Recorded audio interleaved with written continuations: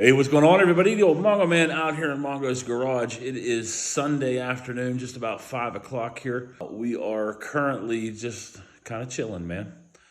Worked our butts off yesterday over in KJ's garage, and I'll show you what we got going on over there. But I got a mess here in my garage as well because I've been building benches. The second one of KJ's benches built. We've got one more to go. We got busy over there, and then just haven't had time to get things going again here in my shop. But what we've got going on here, KJ went yesterday, and if you notice over here, there's an empty hole. There used to be a snap-on toolbox in that hole. KJ did sell that, and with the proceeds from that box, he went ahead and got himself a nice little roll-around cart and a whole bunch of Harbor Freight tools. So with these new Harbor Freight tools that KJ has, hopefully, I'm hopeful here that my tools will stay put in his shop and he'll have his tools across the way there in his shop. Now, I do, of course, understand that some of my tools are going to end up over there and vice versa, back and forth. But, hey, that's part of the deal, being so close here. And, I guess mentoring those guys is sharing my tools and stuff with them and making sure that they can get done what they got to get done. So let's see what KJ bought, huh? So he got himself the blue U.S. General roll-around toolbox. And I think he bought just about every icon set of wrenches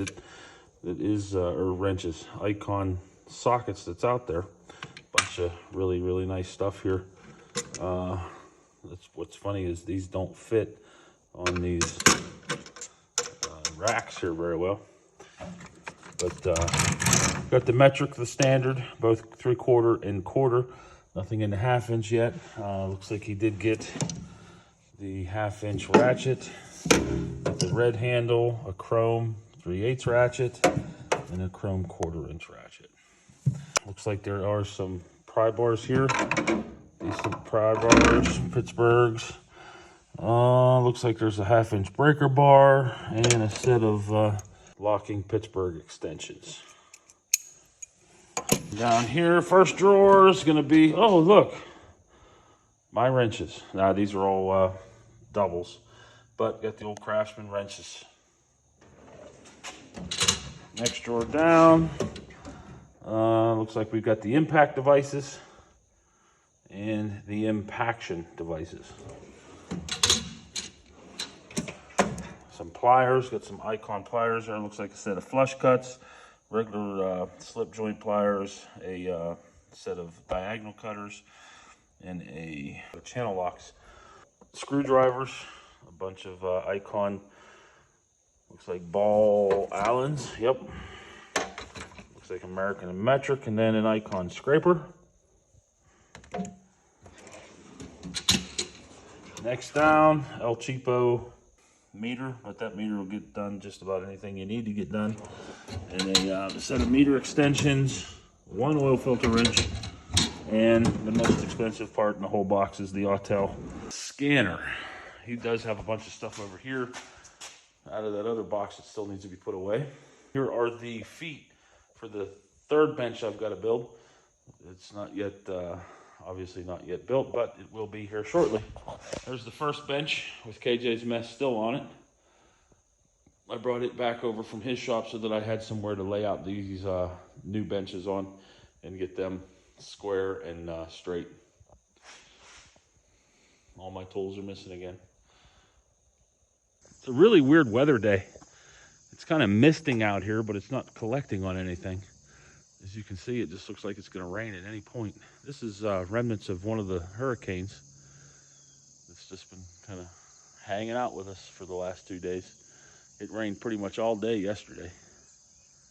And there's Aggie with the 96 F-150 parts truck wheels on it.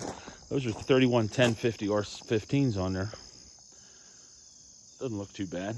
Could use a cleaning. Here we are in KJ's new building. This is what we got done. This entire wall is complete. The entire west wall is complete. The south wall is complete. They did get one more sheet up on the ceiling there. And I started working on this east wall. You can see the battens that we were talking about to cover up that joint.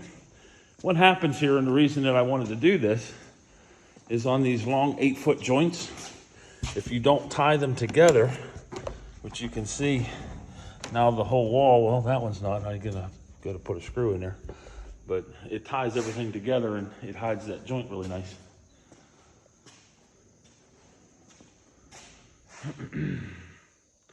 So all we have left to do on the OSB is all the flat on the ceiling.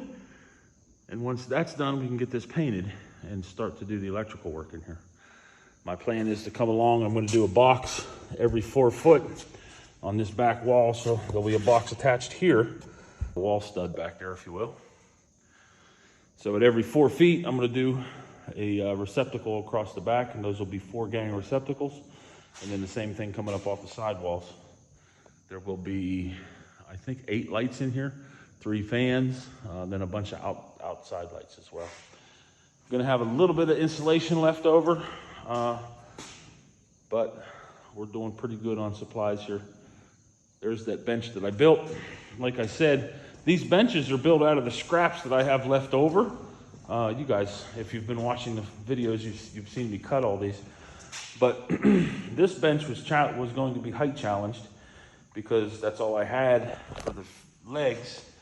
I think the legs of that bench are just about 36 inches long. But as you can see there, I put the actual top on top of the leg, which gave me another 3 inches, and then the 3/4 inch plywood on top of that. That is a very well put together bench. And what the plan is this back wall will be all that racking, and then there'll be a bench here and a bench all the way over there. And then behind that bench will be the pegboard like what my garage has. But of course, that's gonna be after all of the paint work is complete.